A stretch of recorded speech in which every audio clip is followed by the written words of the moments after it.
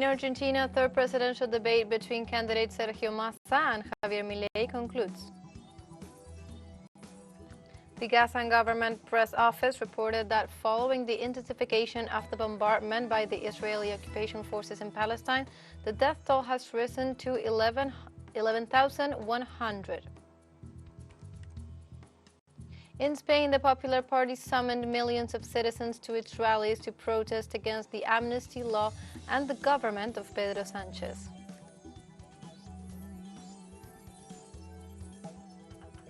Hello, welcome to From the South. My name is Belén de los Santos, and from the teleSUR studios in Havana, Cuba, we begin with the news. In Argentina, the presidential candidate Sergio Massa and Javier Milei held this Sunday the last debate before the second round of elections in November 19th. The last debate was organized in the auditorium of Law School of the University of Buenos Aires. The most notable issues that the candidates discussed were related to the economy, education, health, production, security, among others. During the debate, it was difficult for the candidate of Liberty Advances to answer the question of the candidate of Union from the Homeland. Milei was challenged by Massa on his economic proposals, accused his opponent of being a liar, and ratified that in case of winning, he would dollarize the economy and eliminate the central bank, although he would not be able to eliminate subsidies. On the other hand, Massa dedicated most of his time to show the contradictions of the Milei's economic plan. As he stated, the central axis of his economy agenda will be the renegotiation of the debt with the International Monetary Fund to guarantee economic growth.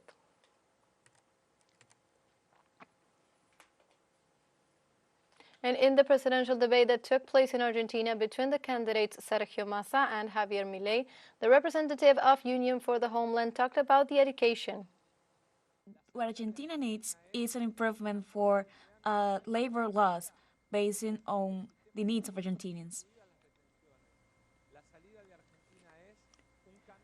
What Argentina needs are new laws for our kids, is to for them to have accessible schools at affordable prices. In this way, Massa also stated that his administration would ensure the respect for all Argentines. Today, Argentina, there are more than 7,000 jubilees.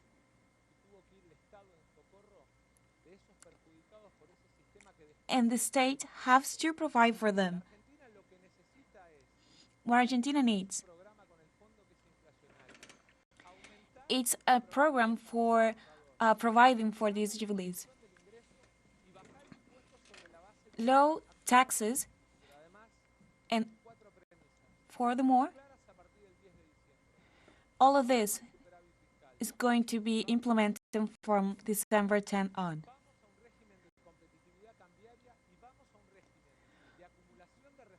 We are going to start a new regime that will respect the needs of every Argentinian. The presidential candidate for Union for the Homeland also defended the functioning of the Argentinian central bank. Waiting for an answer, because I think this is important in this discussion. I know that you're mad at the central bank, but that's not a reason to disappear this institution. And Massa also called for the maintenance and improvement of public education and stressed that it deserves much attention in rural areas.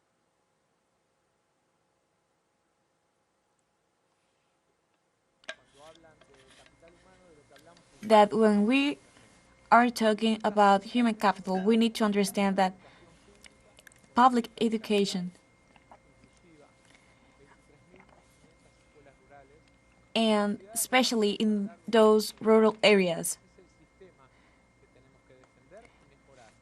are the things that we have to defend right now. So we can tell that a large amount of our incomes and funds will be directly for improve the condition of this system. So it's going to be mandatory for kids to go to school from the first grade to the third one.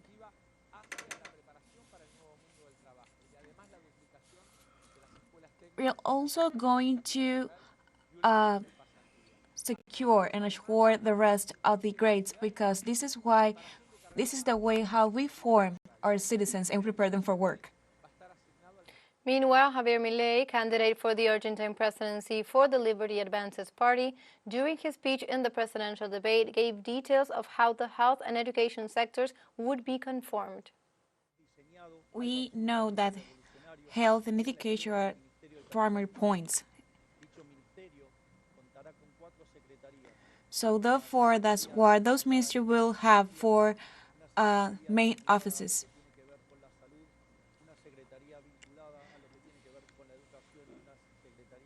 And all of them would be directly related to those fields.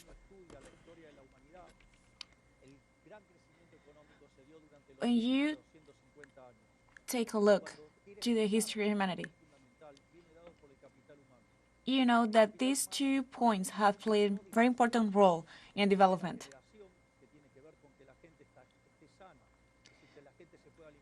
So, therefore, we can understand that it's paramount for people to be healthy and to be well fed. That's why we're paying so much attention to food and education, especially with children. And regarding the education sector, Javier Milei also stated that about 30% of the population do not receive proper education. I don't know why they didn't do all those proposals previously. We heard before about this alphabetization compromise, which is heard right now.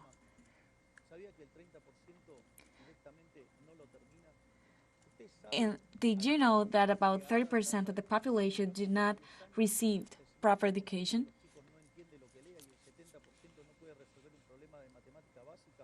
And there are about 70% of young children that cannot be able to solve a basic math problem.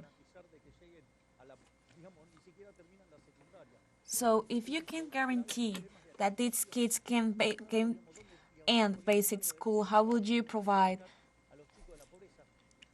support for the rest of them? How would you take them out of poverty? How will they be educated and provide for them, especially when they have to have something to eat?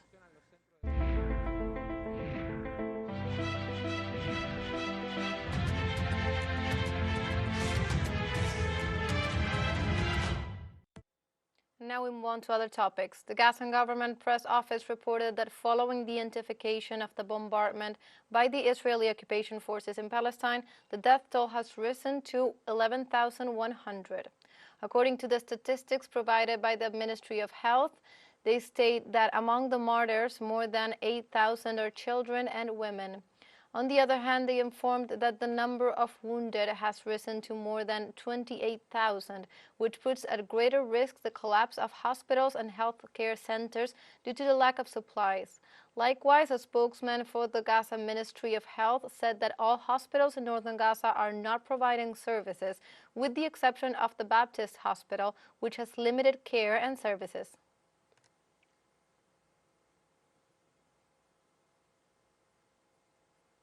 In this context, dozens of doctors, nurses, and ambulance volunteers demonstrate and hold pancards during a protest to show solidarity with medical personnel and hospitals in Gaza. The protesters demand an end to the bombardments for medicine, medical equipment, and fuel to be brought into the hospitals, and for pressure to be put on Israel to allow volunteer doctors from the West Bank and the world to enter Gaza to help. All our friends are ready to go to Gaza. We communicate daily with all the doctors in the world. Everyone is ready to enter, but unfortunately, so far, there is no one to ring the bell and pressure this entity to let this medical staff to enter. We are ready. They don't have the capability to work. They are exhausted and suffering from psychological stress. I mean, imagine that your family and your children are coming to you as martyrs and wounded, and you are providing service. What does this mean? They are in a deplorable psychological state. exhausted from fatigue, and this lack of capabilities is also a humanitarian disaster.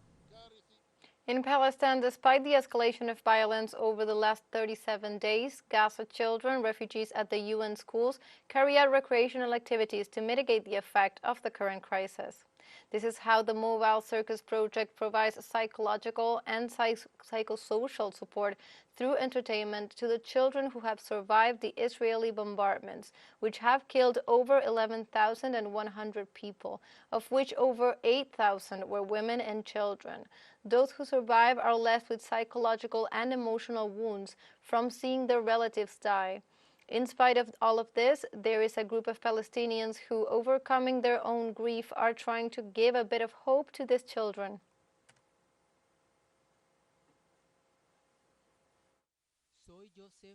I am Joseph Haddad, a circus trainer in Gaza. In 2015, we had an initiative for children's recreation and to take care of children's mental health through games to take their minds away from the horrors of war. But the difficult circumstances of the war made our team to disperse, and everyone ended up in a different place. In spite of this, we are working to show or promote the circus cultures among the children, and to create an atmosphere of recreation to relieve the pressures caused by the wars and the tragedy of sufferings they have experienced. We have had many difficulties in some trainings, but we still have things to teach the children through the games. And now let's take a short break. But remember, you can join us on TikTok at teleSUR English, where you will find news in different formats, news updates, and more.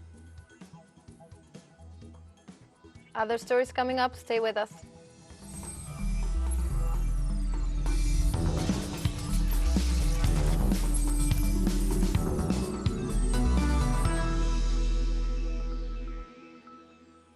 Welcome back. The Venezuela International Book Fair, FILBEN 2023, continues in its 19th edition with Colombia as a special guest. The event offers more than 600 activities to promote reading and culture of the more than 80 participating countries. The fair has nearly 80 invited writers and publishers. The Colombian pavilion has more than 30 authors in 7 literary genres from different independent publishers in Colombia. And in addition, the space dedicated to children's literature is one of the most colorful of the exhibition.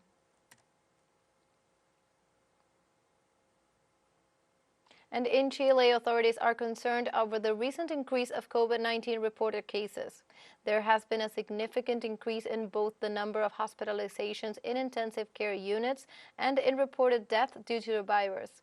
According to a health ministry report from October 29th to November 4th, at least 36 people have died of COVID-19.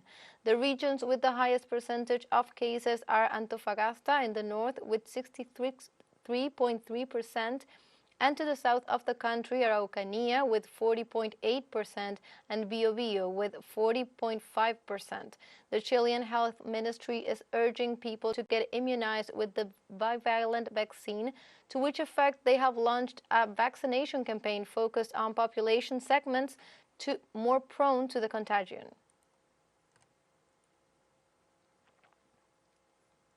And in Spain, the Popular Party summoned millions of citizens to its rallies to protest against the amnesty law and the government of Pedro Sánchez. Demonstrations are held all around Spain. Thousands gathered in the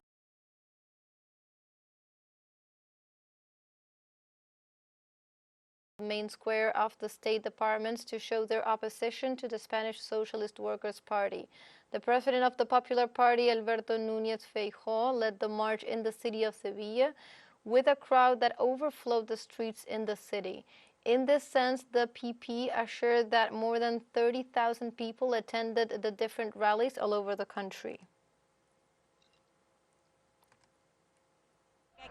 The first thing to make all of Spain and the world understand is that this is a very unequal battle. The discussion between pro-independence and non-independent supporters is played with marked cards. A lot of tax money from the Generalitat is being used for propaganda, not even at the service of separatism, but at the service of Hispanophobia, of division. There is definitely not a conflict between Catalonia and Spain. The vast majority of Catalans are Spanish, and that is the way they want want to be and feel. And we stay in Barcelona, where citizens express their rejection to the amnesty as well. We have to tell all Spanish people in front of everyone that they are stealing from us what belongs to us, that these fascist separatist countries are taking part of our territory, and a few of them are benefiting against the rest of the people. It's a serious coup d'etat. Here all the people should be taking a stand. Spain is ours. It does not belong to that country who for 7 votes sold his own mother. This hasn't been a normal election, it's been an election of fraud, because neither the SUMAR movement nor the PSOE had the amnesty in their election program. Rather, they denied it, that it did not comply with the constitution, and now, as Mr. Pedro is interested in the votes of the riffraff, it turns out that it is constitutional. And people also took to the streets in Andalusia on Sunday to protest against the country's acting Prime Minister Pedro Sánchez. Protesters accused Sánchez of betraying the country and handing power to a fugitive. The acting Prime Minister, whose government has already granted pardons to several jailed leaders of the Catalan independence movement, said that amnesty will be positive for Spain because it will calm waters inside Catalonia.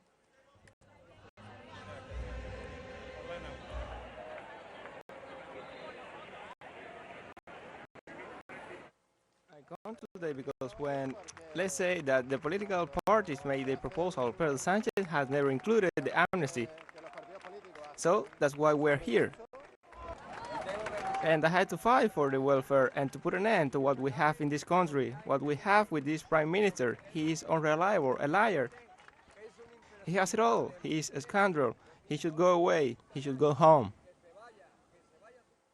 And we have come to a second short break, but before we invite you to visit our YouTube channel at teleSUR English, there you will be able to re-watch our interviews, top stories, special broadcastings, and more.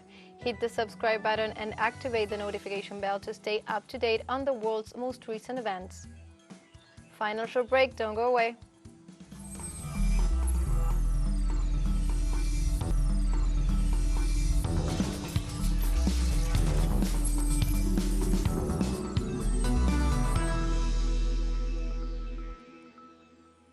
Welcome back. In India, about 40 workers were trapped underground after the road tunnel they were building in the state of Uttarakhand collapsed.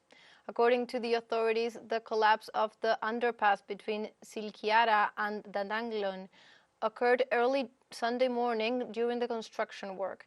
No fatalities or injuries have been confirmed so far. Rescue services are supplying oxygen through the rubble to the best of their ability as they work to try to get the workers out safely.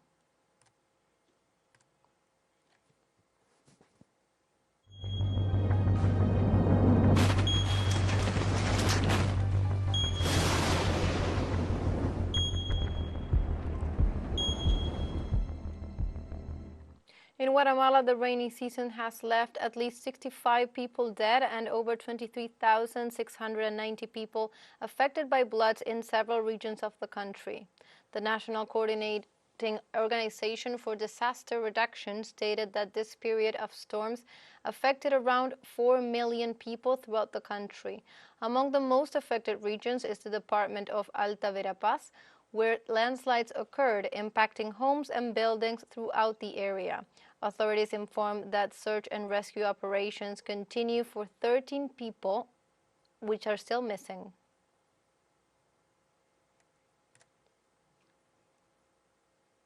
And in Italy, Sicily, the Etna volcano has erupted. So far, no one has been reported dead nor injured. Officials say the volcano released a column of ashes over 4,500 meters high, which has affected several nearby settlements. Experts are keeping a close eye to the volcano's activity. At a height of over 3,300 meters, Mount Etna is considered the largest volcano in Europe. And in Kenya, hundreds of environmental campaigners marched in Nairobi, the capital, demanding drastic curbs on plastic production ahead of a meeting to negotiate a global plastic treaty.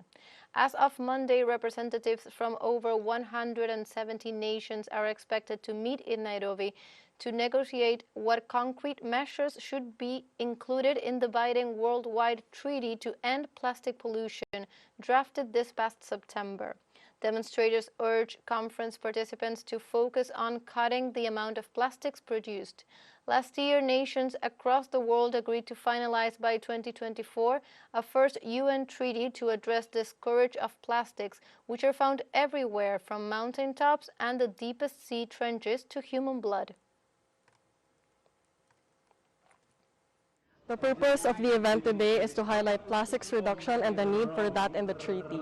There is a lot of talk about end-of-pipeline solutions which we do not need right now. Investing in more of those solutions divert the focus away from what we really need to do, which is mandating ambitious targets on plastics reduction. We are the people who have the historical knowledge and also the historical depth of controlling plastic pollution. We are the heart of recycling. And I believe that our input, our voices, should set base to this treaty. And like this, we have come to the end of this news brief. Before saying goodbye, we want to thank our Caribbean audience, especially the audience of Trinidad and Tobago. We are pleased to share our newscast and contribute to provide an alternative news source of the latest world events. You can find this and many other stories at our website at telesurenglish.net. And join us on social networks, Facebook, X, Instagram, Telegram, and TikTok. For TeleSUR English, I'm Belen.